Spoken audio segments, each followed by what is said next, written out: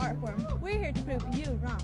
This is Alice Liu for the G-Hole at Gallery 1988 for the opening night party of the iAM 8-bit art convention held in LA. Every artist created works here completely inspired by classic video games.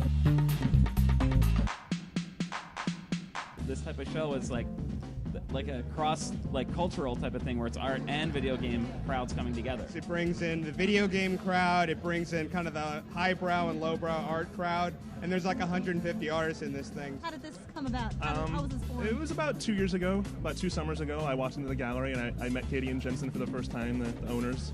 And I just pitched them a crazy idea, having no experience in the art world at all, just kind of being a fan, working the gallery scene and buying up some art.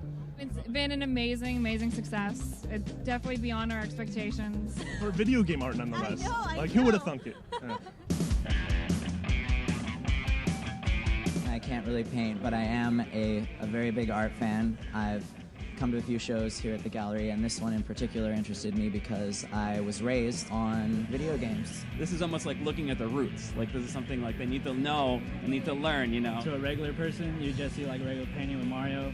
But to a gamer, if you actually look into it, that's actual cheat code for Contra, the original Contra. My artwork here is called Dig Dug's Funeral. It's a hanging diorama. This is the Donkey Kong's Last Supper, and then I have Our Lady of the Arcade, Miss Pac-Man as the Virgin Mary. And the name of my collage piece is You Might Win, But You Will Die. Donkey Kong is always being screwed by Mario. Mario is Judas, and Princess Peach is his true love, and Mario keeps trying to snake her away. Donkey Kong is Jesus, our savior. The sculptures, it's of the Berserk robot, the robot from the game Berserk. Title is called Eat Me, You Fat Yellow Bastard. So here's Pango right here. He's trying to come home to his little glacier, and there's a Pac-Man sea serpent trying to snatch him up and eat him. And it's a Pac-Man ghost with crossbones instead of a skull. The ghosts always come back no matter what. Now, how many times you eat those they come back. I was playing Dig Dug, actually it was a few months ago, and on my first life, I dropped a rock on my own head, and that's like really humiliating.